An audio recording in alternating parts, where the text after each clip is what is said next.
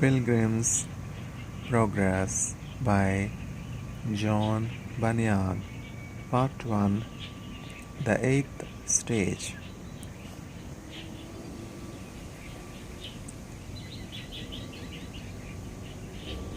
This done, they sang as follows. Out of the way we went, and then we found what it was to tread upon forbidden ground, and let them that come after have a care, lest heedlessness makes them as we to fare, lest they, for trespassing, his prisoners are, whose castles doubting, and whose names despise. The eighth stage begins. They went then till they came to the delectable mountains, which mountains belong to the Lord of that hill of which we have spoken before. So they went up to the mountains to behold the gardens and orchards, the vineyards and fountains of water, where also they drank and washed themselves and did freely eat of the vineyards. Now there were on the tops of these mountains shepherds feeding their flocks, and they stood by the highway side. The pilgrims therefore went to them, and leaning upon their staffs, as is common with weary pilgrims when they stand to talk with any by the way, they asked, whose delectable mountains are these, and whose be the sheep that feed upon them? The shepherds. These mountains are Emmanuel's land, and they are within sight of his city, and the sheep also are his, and he laid down his life for them. John 10:11 and 15. Christian. Is this the way to the celestial city? Is this the way to the celestial city? The shepherds. You are just in your way, Christian. How far is it thither? The shepherds. Too far for any, but those who shall get thither indeed. Christian. Is the way safe or dangerous?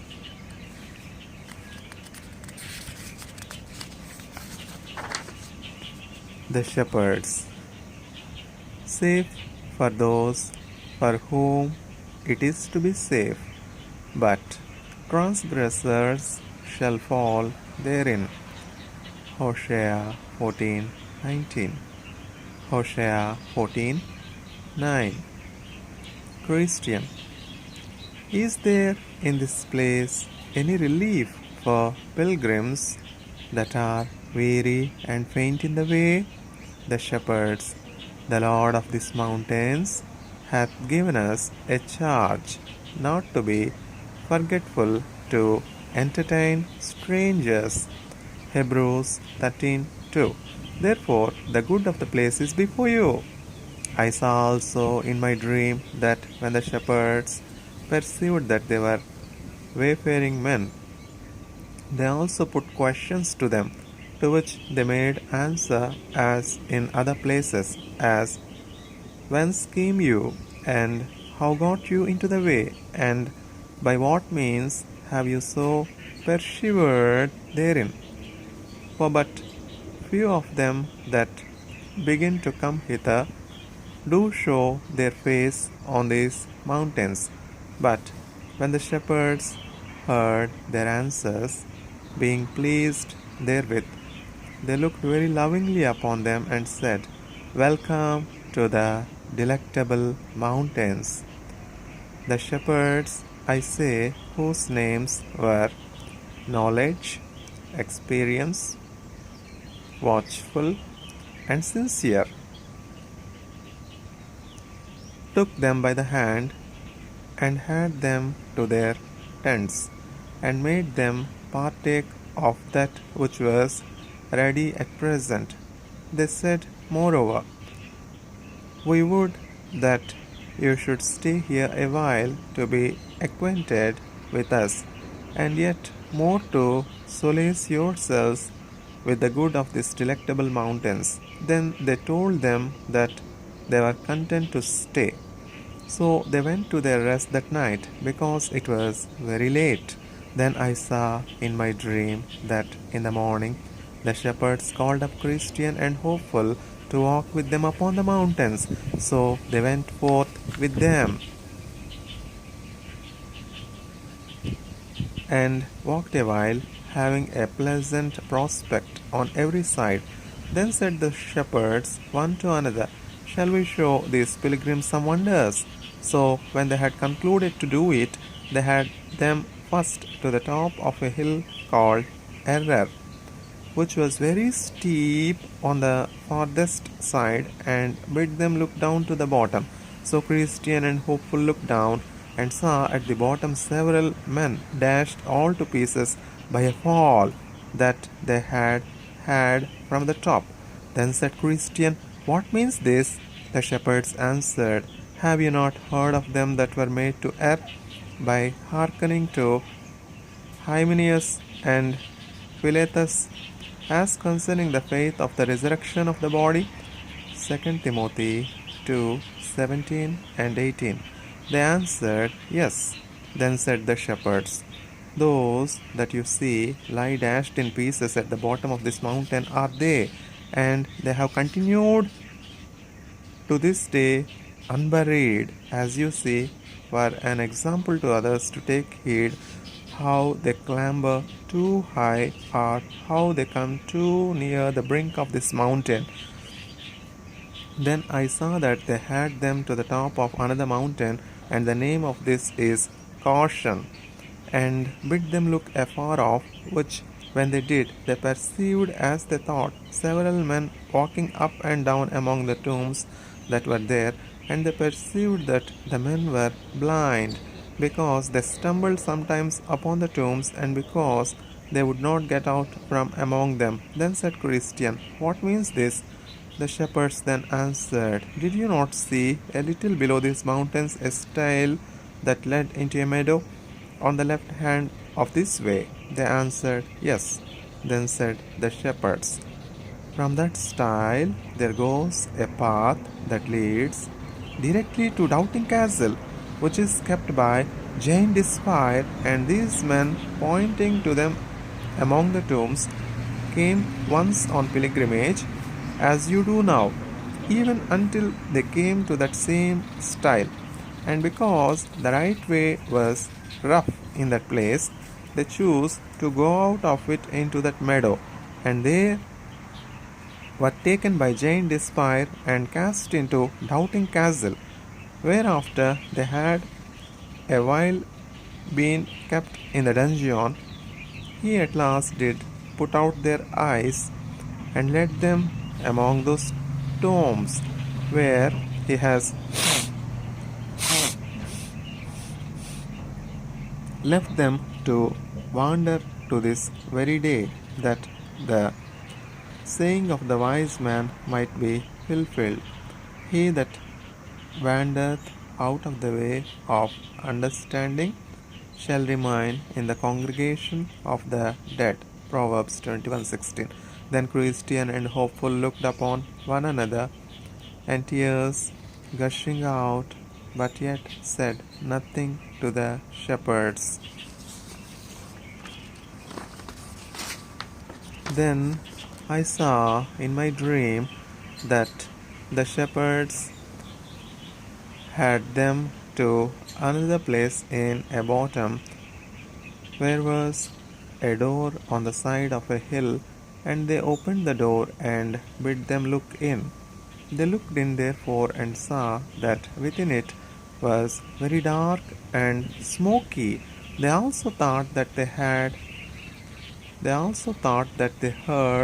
there a rumbling noise as of fire and a cry of some tormented, and that they smelt the scent of brimstone. Then said Christian, "What means this?" The shepherds told them, "This is a byway to hell, a way that hypocrites go in at, namely, such as sell their birthright with Esau, such as sell their master with Judas, such as blaspheme the gospel with Alexander, and that lie and dissemble with Ananias and Sapphira his wife." Then said Hopeful to the shepherds, "I perceive that these had on them, even everyone, a show of pilgrimage, as we have now. Had they not?" The shepherds, "Yes, and held it a long time too." Hopeful, "How far might they go on in pilgrimage in their day, since they, notwithstanding, were miserably cast away?" The shepherds, "Some farther, and some not so far as these mountains."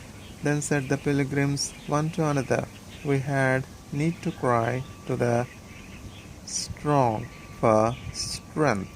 The shepherds, "Yea, and you will have need to use it when you have it too." By this time the pilgrims had a desire to go forward, and the shepherds a desire they should. So they walked together towards the end of the mountains. Then said the shepherds one to another, "Let us here show the pilgrims the gates of the celestial city, if they have skill to look through our perspective glass." The pilgrims lovingly accepted the motion, so they had them to the top of a high hill called Clear, and gave them the glass to look. Then they tried to look, but the remembrance of that last thing that the shepherds had shown them made their hands shake, by means of which impediment by, one, by means of which impediment they could not look steadily through the glass. Yet they thought they saw something like the gate, and also some of the glory of the place. Then they went away and sang, "Thus by the shepherds secrets are revealed, which from all other men are kept concealed. Come to the shepherds then, if you could see things deep, things hid, and that mysterious be." When they were about to depart, one of the shepherds gave them a note of the way. Another of them bid them beware of the flatterer. The third bid them take heed that they slept not upon enchanted ground. And the fourth bid them Godspeed. And the fourth bid them Godspeed. So I awoke from my dream.